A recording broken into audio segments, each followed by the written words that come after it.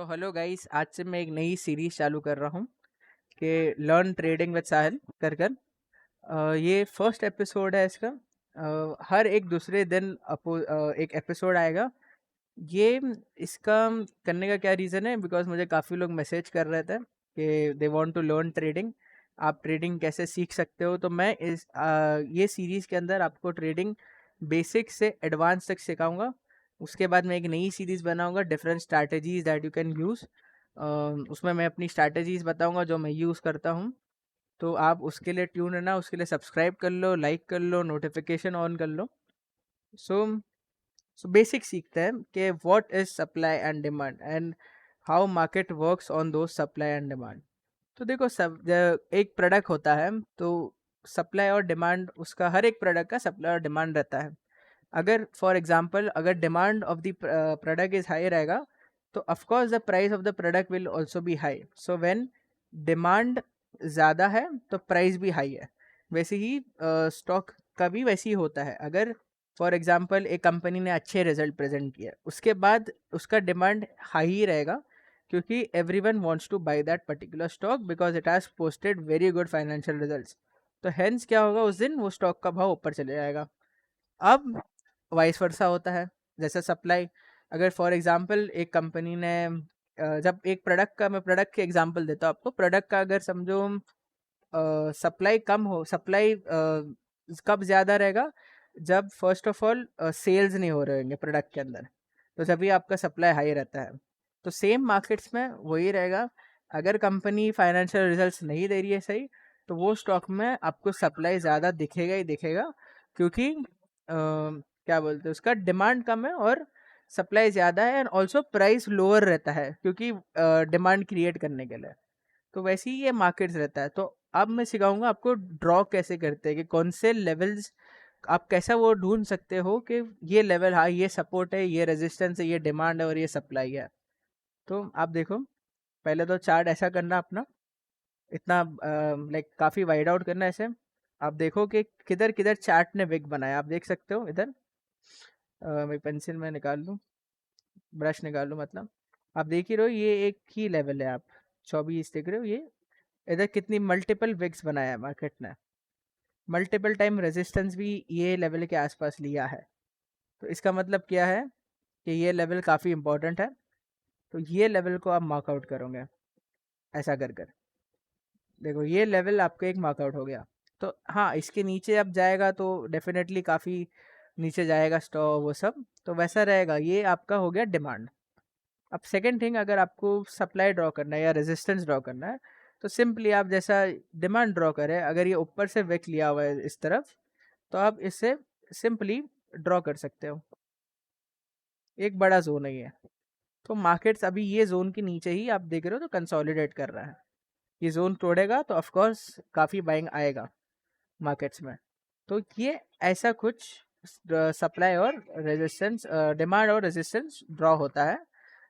ये बेसिक्स है काफ़ी। पहली वीडियो में आपको मैं बेसिक ही सिखाऊंगा, देन सेकेंड वीडियो में और थोड़ा मैं एडवांस सिखाऊँ, मतलब और जो जैसा जैसा बढ़ते जाएंगे स्टेप्स।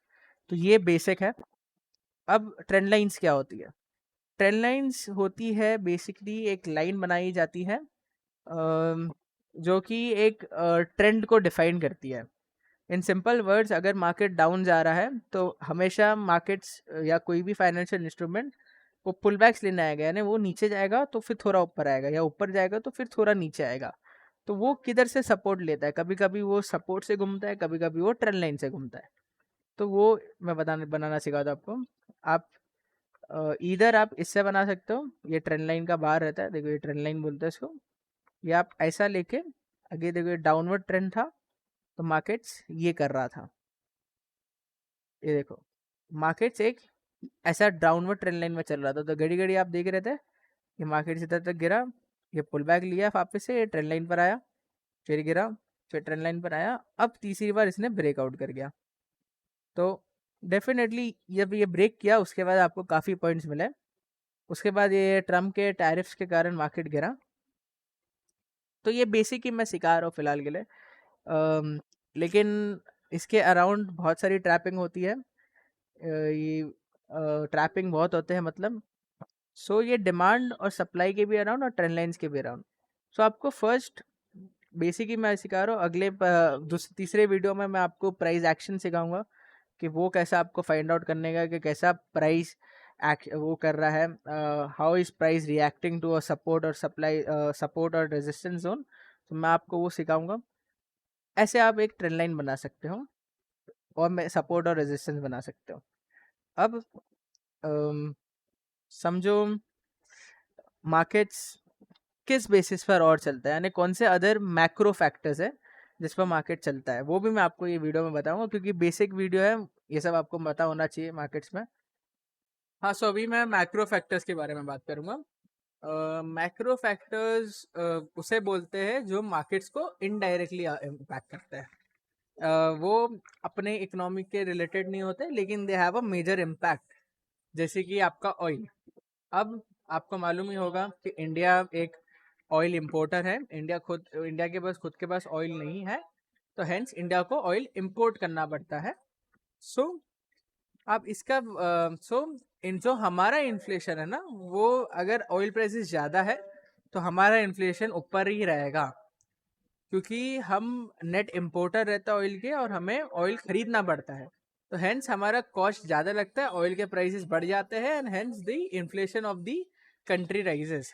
लेकिन अब अगर ऑयल के प्राइसेस नीचे रहते हैं तो डेफिनेटली आपको एक इन्फ्लेशन में फ़ायदा मिलेगा। अब जैसे कि इन्फ्लेशन आपका 5 साल के लो पर चल रहा है, क्यों? क्योंकि आपका ऑयल काफ़ी लो प्राइस पर चल रहा है, उसके लिए आपका इन्फ्लेशन भी काफ़ी लो, 5 ईयर्स के लो पर चल रहा है। दूसरा फैक्टर रुपी। तो ये एक रुपी है अपना, तो $1 के सामने अपना 85 रुपीज है। अब जब मार्केट गिर रहा था ना, तो ये रुपी की रैली देखो, अब ये वाइस वर्सा चलता है। अगर रुपी डाउन तो मार्केट्स अप, और अगर ये अप तो मार्केट्स विल गो डाउन। तो आप देखोगे तो ये फॉल था 6 महीने का, और ये फॉल था 6 महीने का, और रुपी का भाव हो गया था 88। अब उधर से करेक्ट करके ये 85 के आसपास चल रहा है, काफी एक कंफर्टेबल जोन में चल रहा है। उसके लिए आप देख रहे हो कि मार्केट्स में काइंड ऑफ बाइंग नेचर है। तीसरा thing, dollar index. Dollar index सबसे इम्पोर्टेंट चीज होती है। ये डॉलर इंडेक्स है, इसे ये बेसिकली क्या कहते हैं इसे, ये एक यूएस का डॉलर इंडेक्स बोलते हैं इसको। ये 99.584 यूएस डॉलर अभी चल रहा है। जब मार्केट हमारा गिर रहा था ना, तो ये $110 चल रहा था। क्यों? क्योंकि ट्रम्प जीता था, और ट्रम्प माना जा रहा था कि यूएस की इकोनॉमी के लिए बहुत अच्छा होगा। But after his tariff thing, dollar काफ़ी क्रैश हुआ है। No one is believing in the economy of the US, and hence आपको दिख रहा होगा कि डॉलर देखो काफ़ी क्रैश हो रहा है। अब जब डॉलर क्रैश हो रहा है तो दो चीज़ों के लिए अच्छा होता है। फर्स्ट ऑफ ऑल, तीन चीज़ों के लिए अच्छा होता है। First of all, equity, emerging equity markets, and you know that India is emerging market, so hence flows of funds will come to India. Second of all, gold के लिए अच्छा होता है। जब dollar as a currency weaken हो रहा है, नहीं तो पहले क्या होता था, कुछ भी हुआ वर्ल्ड में पूरा तो चलो जाके डॉलर खरीद लेते और गोल्ड खरीद लेते, वैसा होता था। लेकिन अब क्या है, डॉलर नहीं खरीद रही पब्लिक, फंड्स डॉलर्स नहीं खरीद रहे, they are buying gold instead of dollars, and hence आप देखोगे तो इसमें एक वाइस वर्सा बड़ी रैली चल रही है काफ़ी। ये देखो रैली देखो आपसे। तो डॉलर का वीकन होना ये रैली को ड्राइव कर रहा है गोल्ड के अंदर। थर्ड ऑफ ऑल, मेटल्स को फ़ायदा देती है। तो मेटल्स के जो भाव रहते हैं ना, वो इससे फ़ायदा हो जाता है इनको, क्योंकि कॉस्ट कम हो जाता है, ट्रेडिंग में उनको आसान हो जाता है, रॉ मटेरियल जो आते हैं वो सस्ते पड़ते हैं उनको। तो हेंस मेटल्स के भाव राइज करने लग जाते हैं। तो हेंस जो मेटल कंपनीज रहती है उनको फ़ायदा होता है। तो ये तीन इम्पॉर्टेंट चीज़ें और फ़ायदा होता है। अब इसका नेगेटिव क्या है? नेगेटिव आईटी कंपनीज को पड़ता है, क्योंकि उनका रेवेन्यू डॉलर्स में आता है। अगर डॉलर का वैल्यू गिर रहा है तो रुपी का वैल्यू कंपेयर टू गिर जाता है उससे, तो hence they get less money compare to what they have given services. So उसके कारण वो कंपनीज पर इम्पैक्ट आता है। तो ये मैक्रो फैक्टर्स रहते हैं। अब माइक्रो कौन से फैक्टर्स रहते हैं? माइक्रो फैक्टर्स वो होते हैं जो डायरेक्टली इम्पैक्ट करते हैं, जैसे कि हमारा जीडीपी का ग्रोथ, हमारा बजट, हमारा इन्फ्लेशन, हमारी आरबीआई पॉलिसी, हमारे rules and regulation of FNO, वो सब हमें डायरेक्ट इम्पैक्ट करता है। हमारा जोग्राफिकल टेंशन, ये सब माइक्रो फैक्टर्स होते हैं जो with in the boundaries of the country होते हैं, उसे माइक्रो फैक्टर्स बोला जाता है। तो ये कौन से फैक्टर्स होते हैं, जैसे कि जियो पॉलिटिकल टेंशन, जैसे अभी इंडिया और पाकिस्तान का टेंशन था, तो आपने देखा होगा यस मार्केट्स में इम्पैक्ट आया था उसका। दिखा नहीं था प्राइस वाइज आता हुआ, लेकिन डेफिनेटली थोड़ा तो इम्पैक्ट आया था। फिर सेकेंड ऑफ ऑल, जब हमारा ये फेज में सिर्फ मैक्रो फैक्टर्स नहीं थे, माइक्रो फैक्टर्स भी थे। ये हमारा जीडीपी का नहीं था सही ग्रोथ, इन्फ्लेशन वाज काफ़ी ऊपर था, इन्फ्लेशन 6 के आसपास था, उधर से कूल ऑफ होकर 3.3 पर आया है। तो ये सब फैक्टर्स माइक्रो फैक्टर्स भी थे काफ़ी, जिससे मार्केट गिर गया था। अब मैंने आपको चार्ट बनाना सिखाया पहली वीडियो में कि क्या कैसे डिमांड और सप्लाई बनाते हैं, क्या होता है डिमांड और सप्लाई, और कैसे एक ट्रेंड लाइन बनाते हैं। मैंने आपको पहली वीडियो में वो सिखाया, और कौन से माइक्रो माइक्रो फैक्टर्स रहते हैं, माइक्रो एंड मैक्रो फैक्टर्स जो इम्पैक्ट करते हैं मार्केट्स को। तो ये फर्स्ट वीडियो के लिए था। आप दूसरी वीडियो के लिए ट्यून इन है ना, वो एक दिन बाद आएंगी, यानी फ्राइडे को आएंगी वो, फिर एक संडे को आएंगी, फिर एक ट्यूसडे को आएंगी, और एक फिर थर्सडे को आएंगी। तो वैसा चलेगा, एक एक दिन के बाद सब आएंगे। क्योंकि क्यों मैं ऐसा कर रहा हूँ, क्योंकि आपको टाइम मिले अंडरस्टैंड करने का। अगर नहीं समझ में आ रहा है, आप पर्सनली मुझे नीचे कमेंट्स में लिखो। मैं आपको पर्सनली, आपको ईमेल देना, मैं आपको पर्सनली कांटेक्ट करूँगा उसके ऊपर। और हाँ, या मेरा आप व्हाट्सएप ग्रुप भी ज्वाइन कर सकते हो, उसमें आप डायरेक्टली जाके मुझे मैसेज भी कर सकते हो। So thanks for watching the video and stay tuned for part 2।